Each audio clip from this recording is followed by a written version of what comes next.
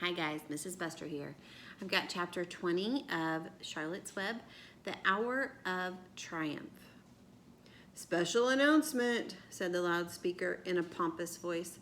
The management of the fair takes great pleasure in presenting Mr. Homer L. Zuckerman and his famous pig.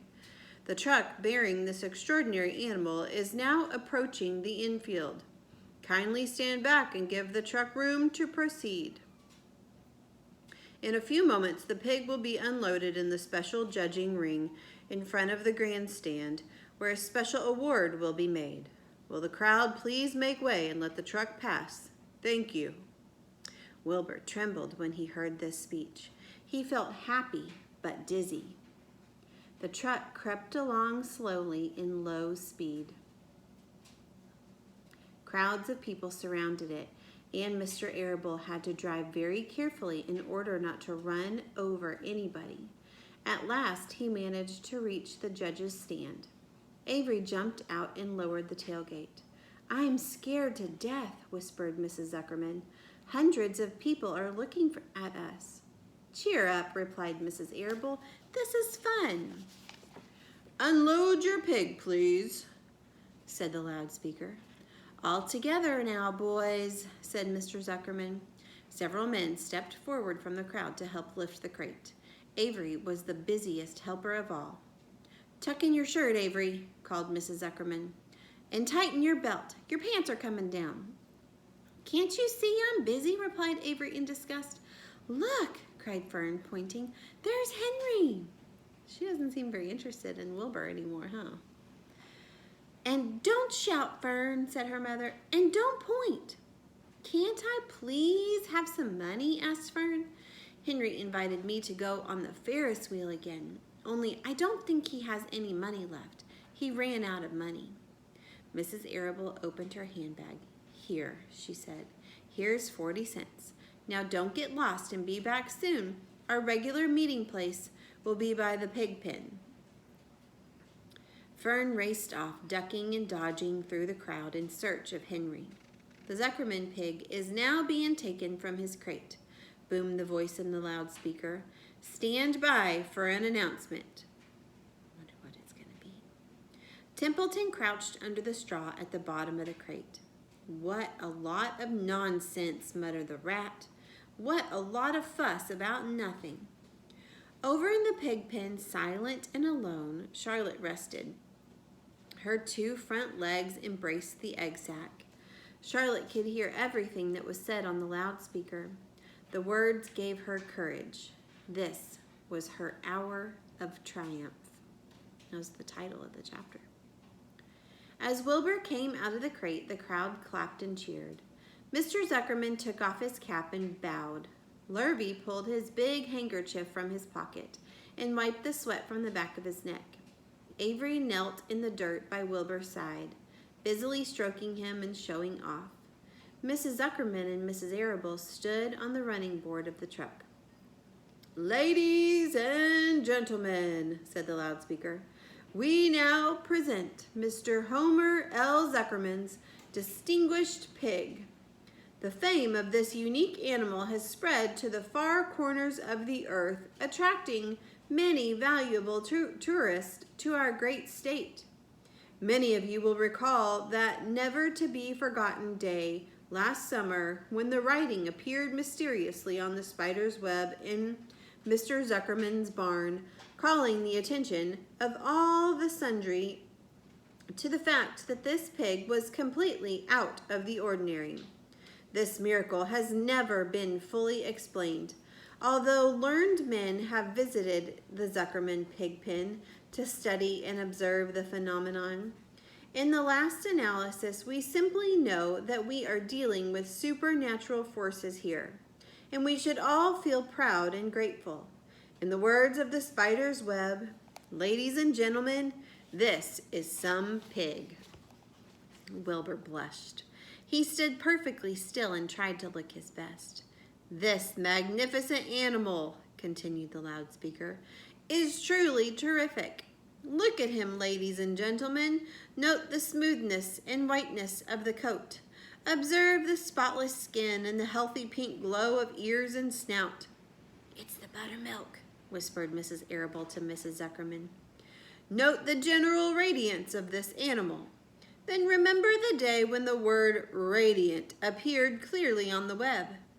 Whence came this mysterious writing? Not from the spider, we can rest assured of that. Spiders are very clever at weaving their webs, but needless to say, spiders cannot write. Oh, they can't they? Murmured Charlotte to herself. Ladies and gentlemen, continued the loudspeaker, I must not take any more of your valuable time. On behalf of the governors of the fair, I have the honor of awarding a special prize of $25 to Mr. Zuckerman, together with a handsome bronze medal suitably engraved in token of our appreciation of the part played by this pig, this radiant, this terrific, this humble pig, in attracting so many visitors to our great county fair. Wilbur had been feeling dizzier and dizzier through this long complimentary speech. When he heard the crowd begin to cheer and clap again, he suddenly fainted away. His legs collapsed, his mind went blank, and he fell to the ground unconscious. What's wrong? What's wrong? Asked the loudspeaker. What's going on, Zuckerman? What's the trouble with your pig? Avery was kneeling by Wilbur's head, stroking him. Mr. Zuckerman was dancing about, fanning him with his cap.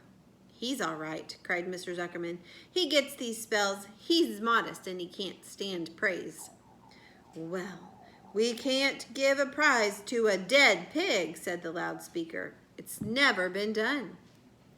He isn't dead, hollered Zuckerman. He's fainted. He gets embarrassed easily.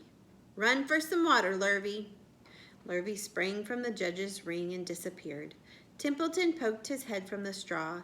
He noticed that at the end of Wilbur's tail was within reach. Templeton grinned. I'll tend to this, he chuckled. He took Wilbur's tail in his mouth and bit it just as hard as he could. The pain revived Wilbur. In a flash, he was back on his feet. Ouch! He screamed. Hooray! Yelled the crowd. He's up! The pig's up! Good work, Zuckerman! That's some pig!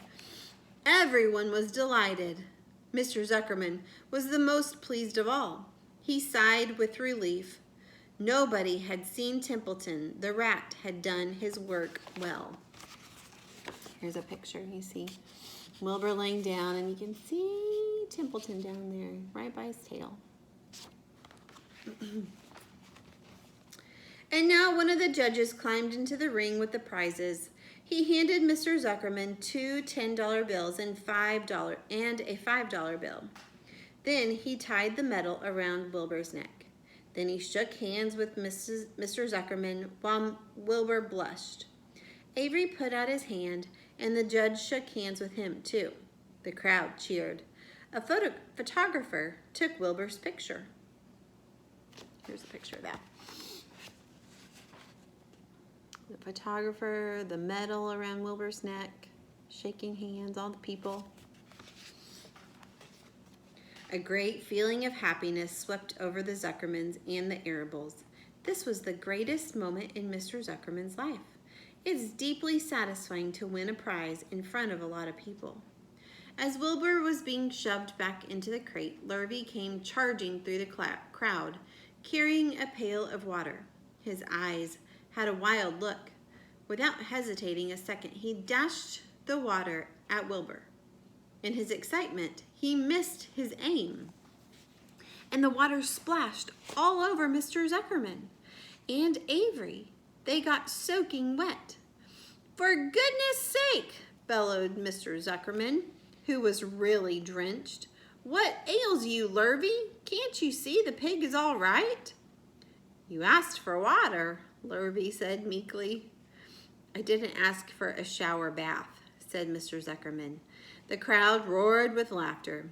Finally, Mr. Zuckerman had to laugh too.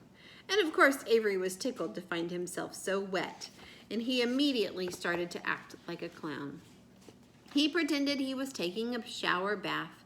He made faces and danced around and rubbed imaginary soap under his armpits. Then he dried himself with an imaginary towel. "Avery, stop it," cried his mother. "Stop showing off." But the crowd loved it. Avery heard nothing but the applause. He liked being a clown in the ring, with everybody watching him in front of a grandstand. When he discovered there was still a little water left in the bottom of the pail, he raised the pail high in the air and dumped the water on himself and made faces. The children in the grandstand screamed with appreciation. At last things calmed down. Wilbur was loaded into the truck. Avery was led from the ring by his mother and placed on the seat of the truck to dry off. The truck, driven by Mr. Arable, crawled slowly back to the pig pen. Avery's wet trousers made a big wet spot on the seat. That was a fun chapter.